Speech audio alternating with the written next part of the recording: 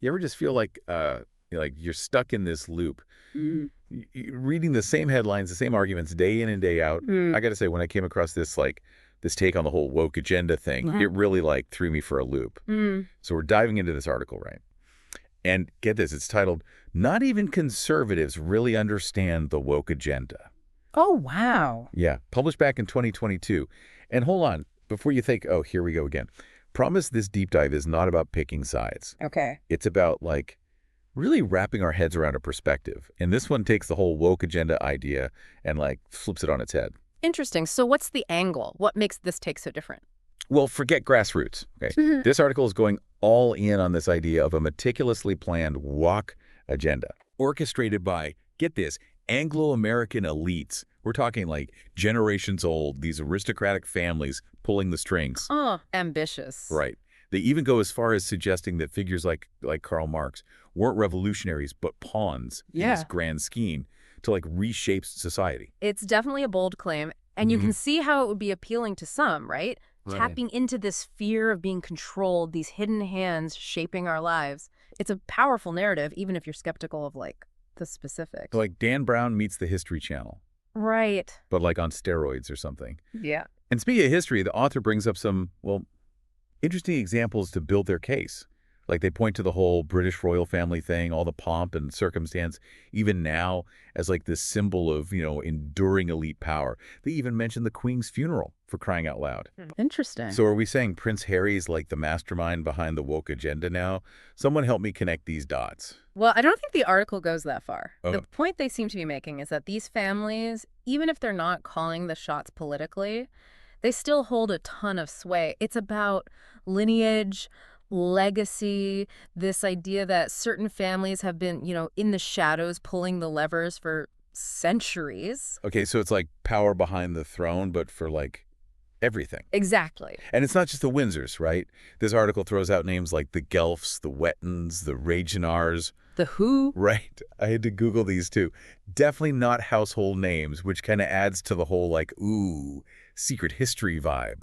Right, exactly. By using these obscure references, it creates this air of, I'm in the know, The author's letting you in on some big secret that most people are clueless about. Okay, I'm hooked so far. What comes next? Buckle up, because this is where it takes a turn. We're talking plot twist level stuff. The article goes on to claim that socialism, and not just one flavor, all its forms, wasn't a people's movement at all. It was a tool. A tool. Yeah, a carefully crafted strategy put in place by these elite families to hold on to control. Whoa, okay. So instead of outright monarchs and all that, they created something sneakier. Exactly. The article suggests that around the 1700s, these elites saw the writing on the wall. Monarchies, feudal systems, all that, it was crumbling. They needed a new playbook. So instead of overt control, they created systems where they could exert influence more subtly. Yeah. So it becomes less about ruling by force and more about, shaping thoughts and beliefs. Okay, so less crowns and scepters, more what? Textbooks and manifestos. Basically.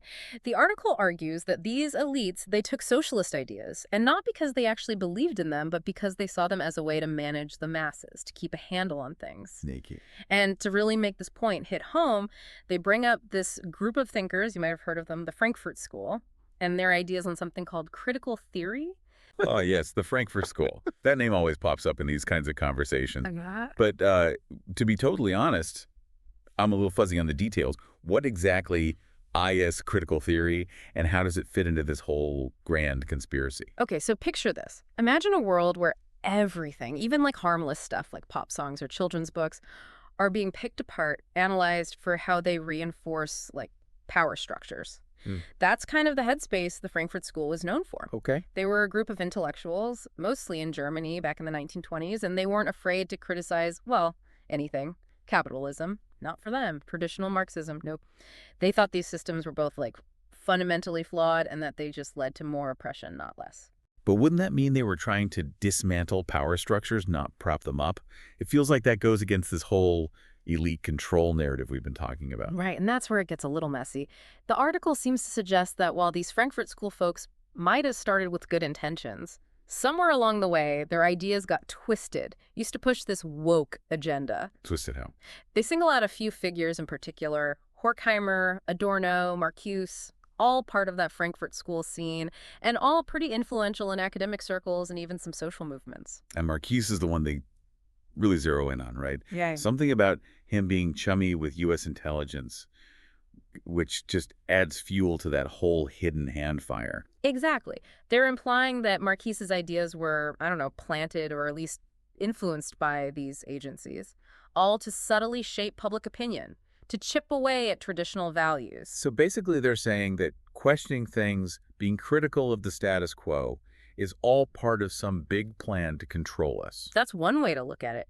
By painting critical theory as this sneaky subversive force for, socialist change, the article turns what's actually a complex set of philosophical ideas into this convenient villain. Pretty clever when you think about it. If you can convince people that even their own critical thinking is part of some big manipulation, then they're not going to, they're going to be less likely to question things. It's like saying, don't even bother, it's all rigged. And that's exactly why it's so important to grapple with these ideas head on, to be critical, even if we think they're way out there. Okay, so let's say, just for a second, that there's a grain of truth to this. Yeah. What does that mean for us? How does that change how we see things like, I don't know, social movements or just political conversations in general? Well, that's the million-dollar question, isn't it? It makes you wonder if the changes we're seeing are actually about freedom or just another flavor of control disguised with, buzzwords. Are we really in the driver's seat or just pawns in some game we don't even understand? Now, that's a thought. It's like realizing the world's a stage, but not knowing who's writing the play. But hold on, isn't there a danger here? Like, if we question everything and everyone, don't we risk falling down this rabbit hole of, paranoia and distrust? Yeah. It's like, where do you even draw the line, right? You want to be aware and, question things, but then you also don't want to go so far that you see conspiracies everywhere. Right. Finding that balance, critical thinking, but also, like you said, not going off the deep end. It's not about dismissing everything as a conspiracy theory, but it's also not about just accepting everything at face value. Look for the evidence, weigh different perspectives, and then, decide for yourself. Easier said than done, especially these days. Information overload is real. So for our listeners, right, they've been with us on this whole wild ride, unpacking this, honestly, kind of unsettling theory. What's the one thing, the takeaway you want them thinking about? I'd say the big one, even if this particular theory doesn't totally resonate, is that power, real power, it often works in ways you don't see right away. It's subtle, sneaky even. It's not always about dictators and armies. Sometimes it's about shaping the story, controlling what information gets out there, influencing how people think. Okay, so it's less about spotting the guy with the crown and more about understanding how ideas themselves are being massaged, manipulated even. Exactly. And this article, as out there as it might seem at first glance, it forces you to face that, that uncomfortable truth that maybe we're not as in control of our own thoughts as we like to believe. Makes you think. It should. It should make you ask, who benefits from this narrative, from this way of seeing things? So many layers to peel back. It's a good reminder that the world is complex, way more than we often give it credit for. There's always something else to uncover, a different angle to consider. And hey, sometimes it's the wildest theories, the ones that make you scratch your head at first, that spark the most interesting conversations. And that's what we're all about here on The Deep Dive. We're not here to tell you what to think, but to give you some new ways to think about the world around you. And on that note, if you're intrigued by any of this, go explore. Look into the Frankfurt School, critical theory, all of it. See what you find. We don't endorse any one viewpoint here, just trying to unpack things, get those brain cells firing. Until next time, keep diving.